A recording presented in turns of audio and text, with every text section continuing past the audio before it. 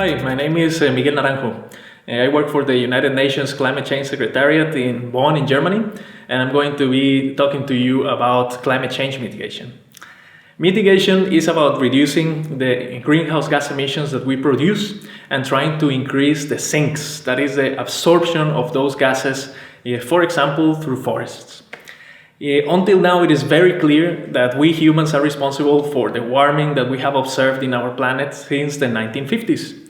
So we have a responsibility to do something about it. We have to reduce those emissions to keep the temperature at safe levels. The Paris Agreement on Climate Change sets the global goals to achieve that. And it has established that we have to achieve, as a society, global climate neutrality before the end of the century. Climate neutrality means a balance between the emissions that we produce and the capacity of the Earth to absorb it, to manage it.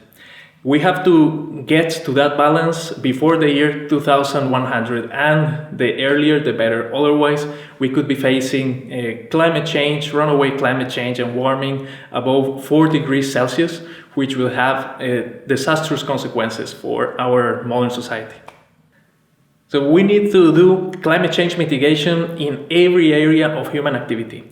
We need the contribution of all actors, governments at national and subnational level, companies and organizations of all kinds, civil society, even us individuals. Governments at the highest level, for example, can start by establishing laws, regulations to ensure that society makes low carbon choices. Companies can invest in technologies or in practices that reduce their greenhouse gas emissions. And we as individuals can also contribute by changing, for example, our consumption habits to make sure that we use products and services that are also less carbon intensive. This means we need to achieve low carbon development, which means a development that is compatible with the goals of the Paris Agreement, with keeping us under the 2 degrees Celsius of global warming that we wish to achieve as a maximum. To get there, we need to focus not only on the technological solutions, which is infrastructure, energy generation, etc., but we also need social and economic innovation. To give you an example, electric cars. Electric cars are part of the solution to reduce greenhouse gas emissions potentially. However, if they are going to be implemented in a wide scale, we need first to have affordable electric cars so that you and me can buy one of those and start using it. But we also need to have the electric charging stations for those cars in the streets, in the highways, parkings, etc. Without a change in the way we treat cars, without a change in the organization around the industry of cars, even if you and me want to buy an electric car and use it, it's difficult. So we need the technological solutions, but also the social innovation and the economic incentives to make those solutions available to everyone. The fifth assessment report of the IPCC establishes a carbon budget. This is an amount of carbon or greenhouse gases that we can emit if we are going to meet the goals of the Paris Agreement. The carbon budget is estimated at 840 gigatons of CO2. That is 840 billion tons of CO2. At this point in time, we have already emitted more than half. That is 531 gigatons. And at the speed that we are emitting today, at the rate that we are emitting, which is 10 gigatons of CO2 per year, we will reach that limit, that budget, in just 30 years. So we need to act now. We need to make decisions today. If you consider that the average piece of infrastructure, an energy plant, a highway, etc., usually has a life of around 30 years, that means that what we build today will be locked in place until we meet that budget.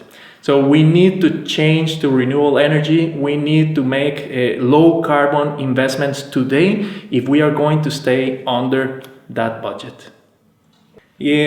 We need also to track how we're doing according to this goal that we have. At the highest level of tracking, we have the reporting mechanisms for national governments or countries under the UN Climate Change Convention. These are procedures that have been agreed at international level among the national governments of the world, and each country reports their greenhouse gas inventory, how much greenhouse gases they are emitting, and their reports are assessed by their peers, by their governments. But then, below the national governments, companies and organizations can also contribute and can also measure and report their own greenhouse gas emissions. They have tools for doing this. For example, the Greenhouse Gas Protocol Corporate Accounting Standard or the ISO 40064 standard. And there are others, industry-specific standards or methodologies that they can use to estimate their emissions. And it doesn't stop there. Us as individuals can also estimate our own personal greenhouse gas emissions or our families, our household emissions. One example or one option to do that is the calculator that you can find in the Climate Neutral Now initiative of the Climate Change Secretariat, or you can have even a look at the UN Lazy Person's Guide to Saving the World, which you can find both online. So we need to track our progress, and we are developing the tools and we're implementing them, but there are still some challenges. In some countries and in some sectors, we still don't have all the data that we need. Some of the calculations are very complex, and so we need to keep working on the calculations themselves. Sometimes expertise is lacking. We need to distribute better the availability of resources to the calculations. And also awareness in some areas still lacking. So we are developing the solutions, we are implementing it, but we need to do it much faster. We only have at maximum the next 30 years to implement the solutions.